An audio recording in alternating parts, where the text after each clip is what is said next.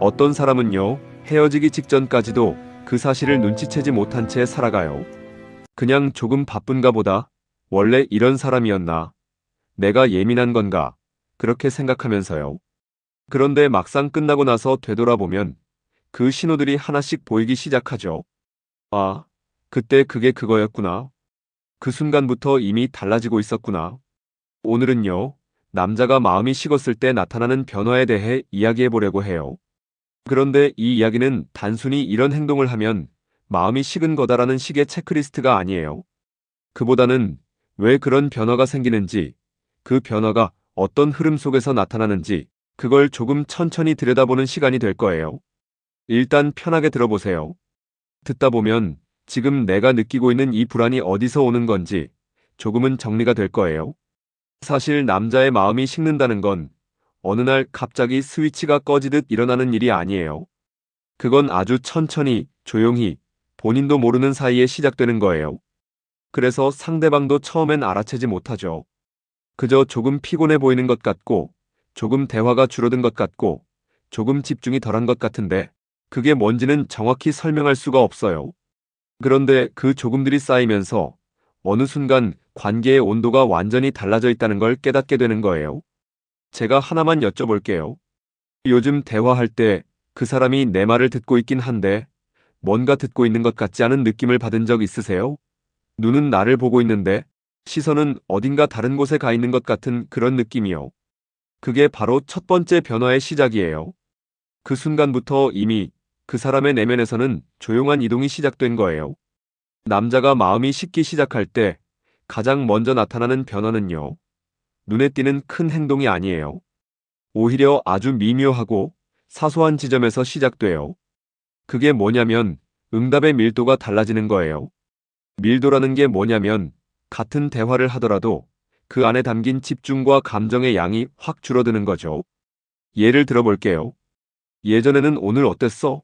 라고 물으면 오늘 회의 하나 있었는데 좀 빡셌어. 근데 점심은 괜찮았어. 너는? 이렇게 자기 이야기를 조금 풀어놓고 상대방한테도 자연스럽게 질문을 돌려줬어요. 그런데 마음이 식기 시작하면요. 같은 질문에 그냥 괜찮았어로 끝나요. 그리고 더 이상 말이 이어지지 않아요. 상대방이 뭐 하는지, 어떤 하루를 보냈는지, 그걸 묻는 행동 자체가 사라져요. 이게 왜 중요하냐면 관계에서 대화의 밀도가 줄어든다는 건 단순히 말이 줄어든 게 아니라 상대방에 대한 궁금함이 사라졌다는 뜻이거든요. 궁금함이 없어지면 그 사람이 오늘 무슨 일이 있었는지, 기분이 어떤지, 지금 뭘 생각하는지, 그게 중요하지 않아지는 거예요. 그냥 형식적으로 묻고, 형식적으로 대답하고, 그걸로 끝이에요. 그 느낌, 아마 한 번쯤은 느껴보셨을 거예요. 분명 대화는 하고 있는데, 대화가 아닌 것 같은 그 순간이요. 말은 오가는데, 감정은 오가지 않는 그 시간이요. 그게 바로 마음이 식기 시작했을 때 가장 먼저 나타나는 신호예요. 그런데 여기서 많은 분들이 오해하는 게 하나 있어요. 그 사람이 원래 말이 없는 사람이야. 피곤해서 그런 거겠지. 나도 바쁠 때는 저래 이렇게 합리화를 하시거든요. 물론 그럴 수도 있어요. 사람이 피곤하면 말수가 줄어들 수 있고 원래 과묵한 성격일 수도 있죠. 그런데 중요한 건 그 사람이 다른 사람들한테도 그런지를 보는 거예요. 직장 동료한테는 웃으면서 농담도 하고 친구한테는 문자 답장도 빠르게 하는데 유독 나한테만 대화가 짧아지고 대충 넘어가고 관심이 없어 보인다면 그건 피곤해서가 아니에요. 그건 그 사람 안에서 우선순위가 바뀐 거예요. 나에게 쏟는 에너지의 양이 의식적이든 무의식적이든 줄어들고 있다는 뜻이에요. 이 시기에 남자의 내면에서는 이런 일이 벌어지고 있어요. 아직 확실하게 마음이 떠난 건 아니에요. 그런데 어느 순간부터 상대방과의 대화가 부담스러워지기 시작해요. 뭘 말해야 할지 모르겠고, 말을 해도 재미가 없고, 그냥 조용히 있고 싶은 거예요. 그래서 대화를 짧게 끝내려고 하죠. 길어지면 뭔가 더 물어봐야 하고, 더 신경 써야 하니까요.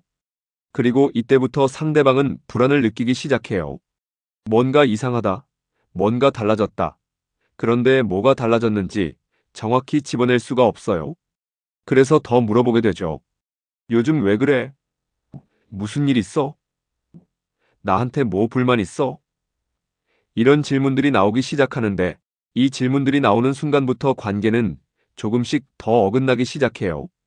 왜냐하면 남자 입장에서는 이 질문 자체가 또 다른 부담으로 느껴지거든요.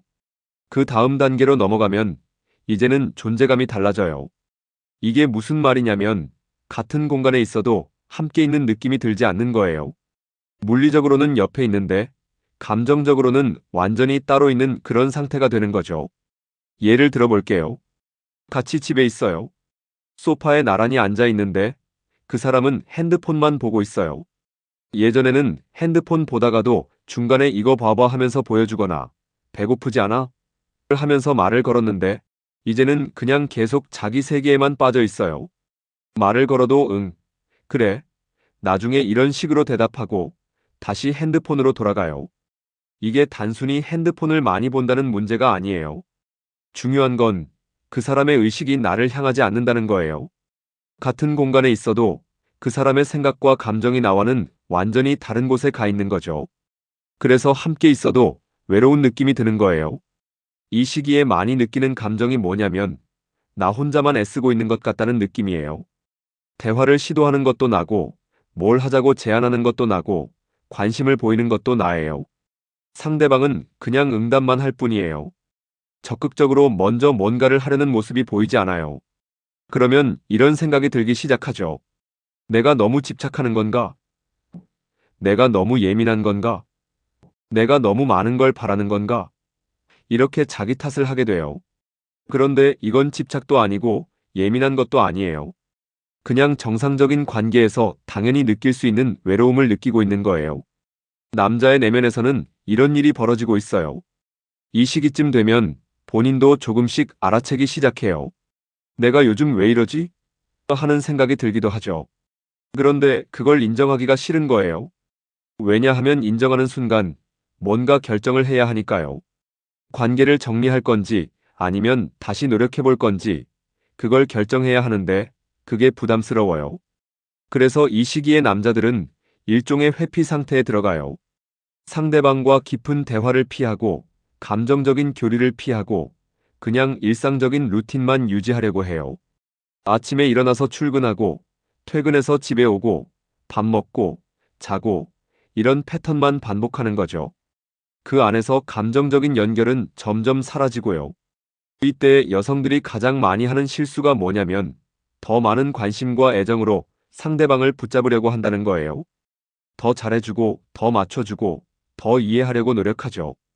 그런데 아이러니하게도 이게 오히려 상대방을 더 멀어지게 만들어요. 왜냐하면 남자 입장에서는 그게 부담으로 느껴지거든요. 자기는 지금 거리를 두고 싶은데 상대방이 더 가까이 오려고 하니까 더 멀리 가고 싶어지는 거예요. 그럼 이 시기에 어떻게 해야 하냐고요? 조금 천천히 생각해봐도 괜찮아요. 당장 뭘 해야 한다는 압박감을 가질 필요는 없어요. 일단 내가 지금 느끼고 있는 이 감정이 정확히 뭔지부터 들여다보는 게 중요해요. 외로움인지, 불안인지, 서운함인지, 그걸 구분하는 것부터 시작하는 거예요. 세 번째 변화는요, 가장 결정적이에요. 이건 뭐냐면 미래 이야기가 완전히 사라지는 거예요.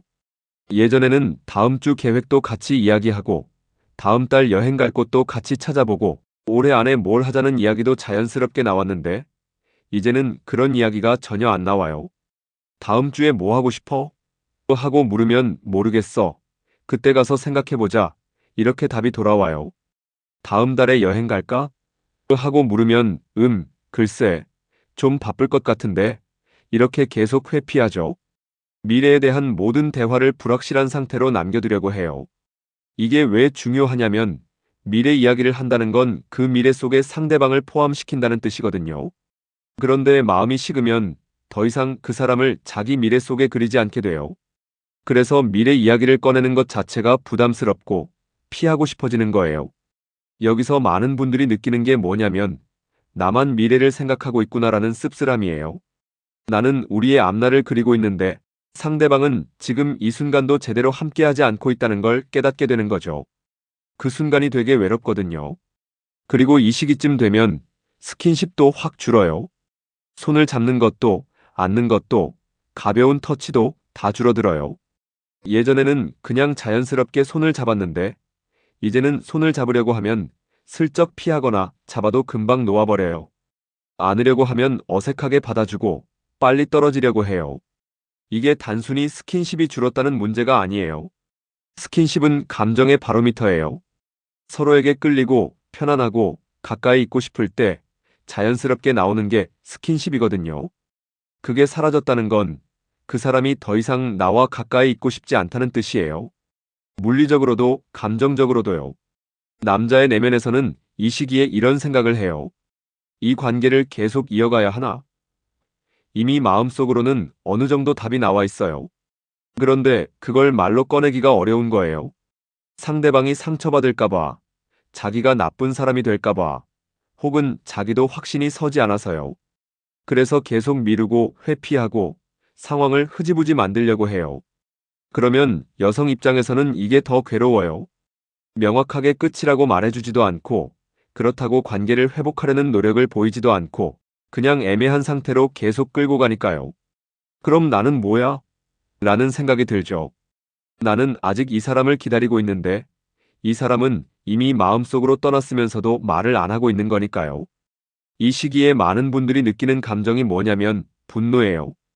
왜 솔직하게 말을 안 하냐? 왜 나를 이렇게 매달리게 만드냐?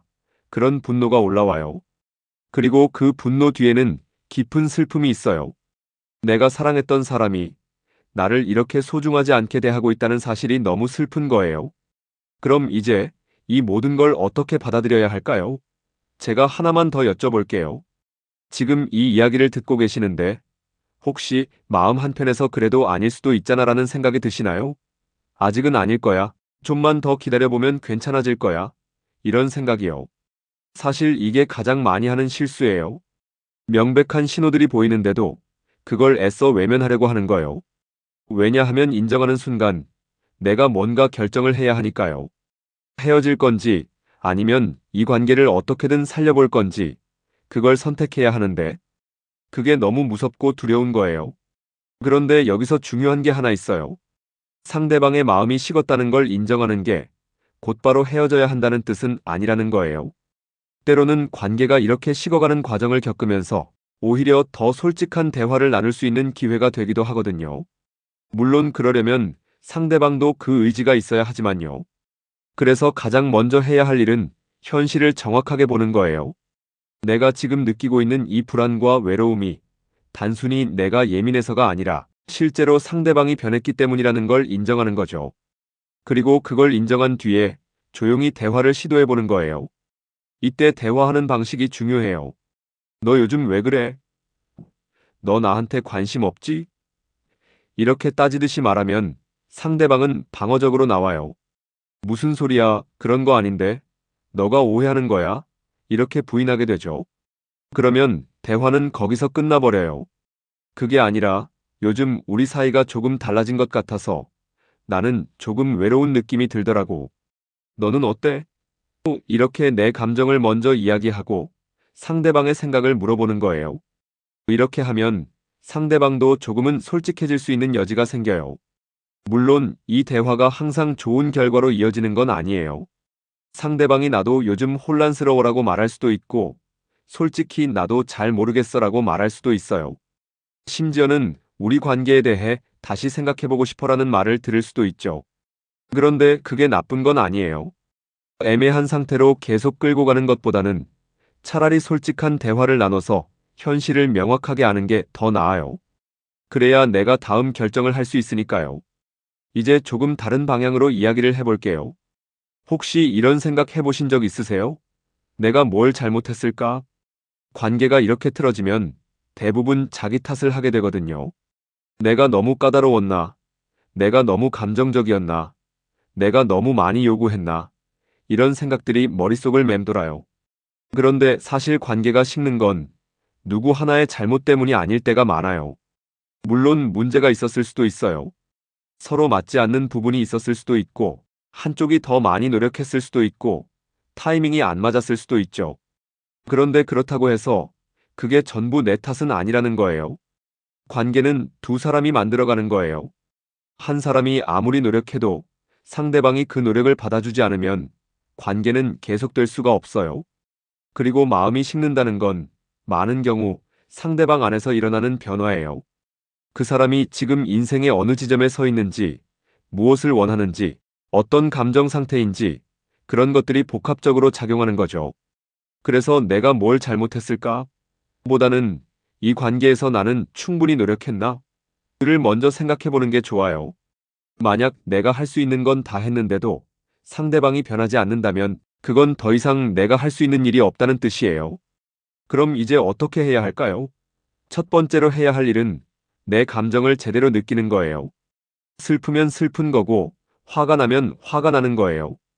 그걸 억누르거나 회피하지 말고 그냥 느끼는 거예요.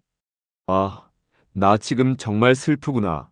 아, 나 지금 정말 화가 나는구나. 이렇게 인정하는 거죠. 두 번째는 시간을 두고 생각하는 거예요. 지금 당장 결정을 내릴 필요는 없어요.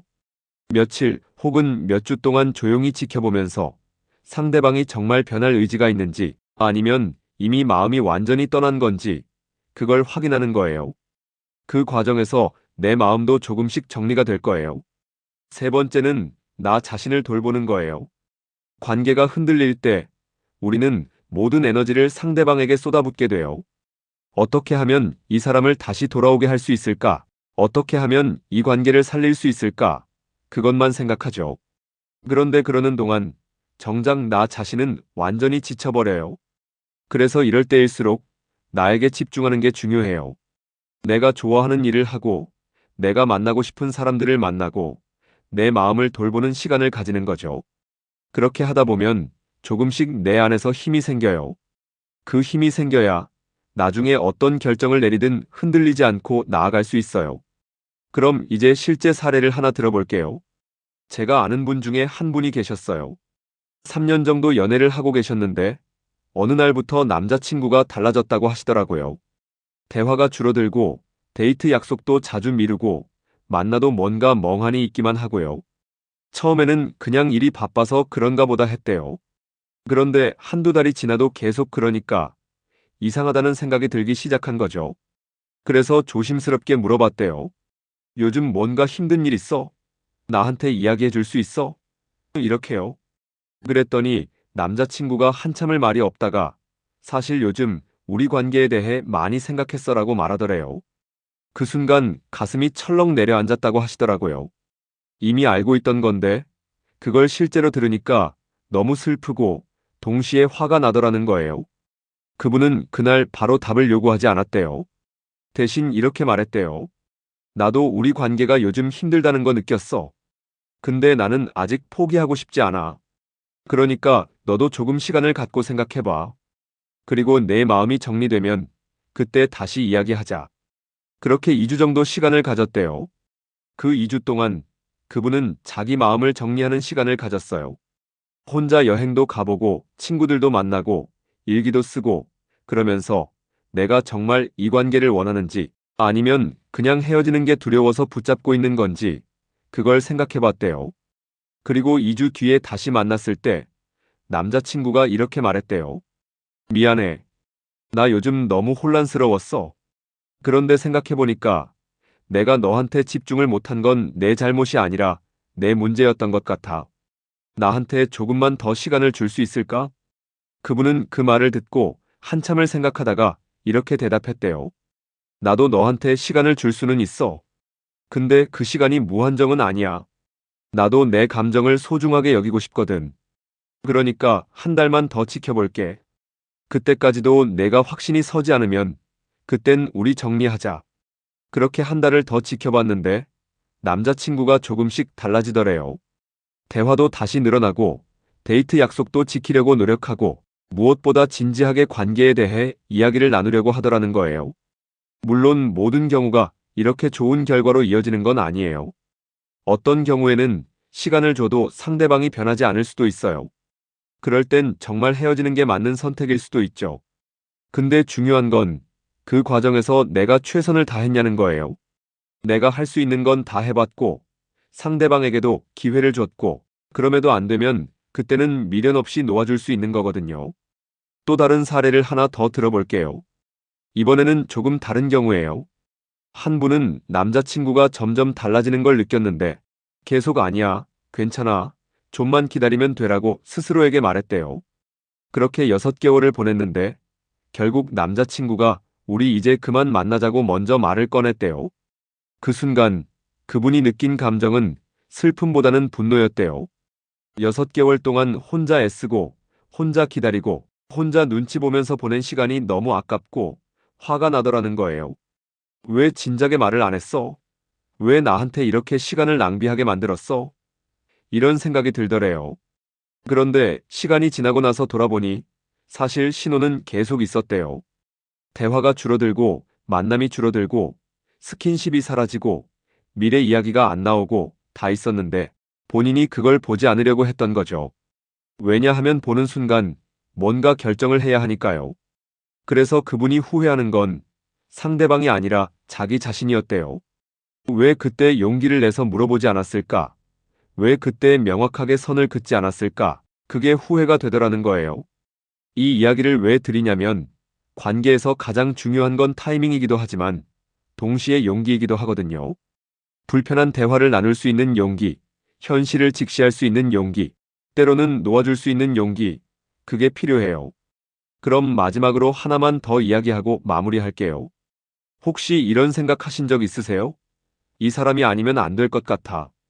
특히 오랫동안 함께 했을수록 이런 생각이 더 강하게 들거든요. 이 사람과 함께한 시간이 너무 소중해서, 이 사람과 만든 추억이 너무 많아서, 이 사람 없는 내 인생을 상상할 수가 없는 거예요. 근데 조금 솔직하게 이야기하면요. 사실 이건 사랑이라기보다는 두려움에 가까울 때가 많아요. 그 사람을 진짜 사랑해서가 아니라 그 사람 없이 혼자가 되는 게 두려워서, 다시 새로운 사람을 만나야 하는 게 두려워서, 그래서 붙잡고 있는 거죠. 물론 그게 나쁘다는 건 아니에요. 사람이니까 당연히 두려움을 느낄 수 있죠. 근데 그 두려움 때문에 이미 끝난 관계를 억지로 붙잡고 있는 건 아닌지, 그건 한 번쯤 생각해 봐야 해요. 진짜 사랑이라면 상대방이 나를 떠나려고 할 때 붙잡는 게 아니라 그 사람의 선택을 존중해 줄 수 있어야 해요. 물론 쉽지 않죠. 너무 아프고, 너무 슬프고, 너무 힘들 거예요. 그런데 그렇게 놓아주는 게 때로는 나를 위한 일일 수도 있어요. 왜냐하면 나를 진심으로 원하지 않는 사람과 함께 있는 것보다 혼자라도 내 마음이 편안한 게 더 나을 수 있으니까요. 그리고 놓아줬을 때 비로소 새로운 가능성이 열리기도 하거든요. 새로운 사람을 만날 수도 있고, 나 자신을 더 잘 알아갈 수도 있고, 진짜 나를 소중히 여기는 법을 배울 수도 있어요. 그래서 마지막으로 드리고 싶은 말은 이거예요. 지금 이 관계가 어떻게 될지는 사실 아무도 몰라요. 상대방의 마음이 다시 돌아올 수도 있고, 아닐 수도 있어요. 그건 상대방만이 결정할 수 있는 일이에요. 근데 내가 할 수 있는 일은 있어요. 내 감정을 솔직하게 들여다보고, 내가 원하는 게 뭔지 명확하게 하고, 그걸 상대방에게 전달하고, 그 다음에는 기다리는 거예요. 조급해하지 않고, 불안해하지 않고, 그냥 조용히 지켜보는 거죠. 그리고 만약 상대방이 돌아오지 않는다면, 그때는 슬퍼해도 괜찮아요. 충분히 아파하고, 충분히 슬퍼하고, 그러다가 조금씩 일어나면 돼요. 시간이 지나면 분명 지금보다는 나아질 거예요. 그리고 언젠가는 이 아픔도 내 인생에서 중요한 배움이었다는 걸 깨닫게 될 거예요. 지금은 너무 힘들고 앞이 보이지 않을 수도 있어요. 근데 괜찮아요. 조금 천천히 가도 괜찮고, 때로는 멈춰서서 쉬어가도 괜찮아요. 중요한 건 나를 놓치지 않는 거예요. 어떤 선택을 하든 나를 소중히 여기는 마음만 잃지 않으면 결국은 괜찮을 거예요. 혹시 비슷한 경험이 있으셨다면 편하게 이야기 나눠주세요. 혼자가 아니라는 걸 느끼는 것만으로도 조금은 힘이 될 수 있으니까요.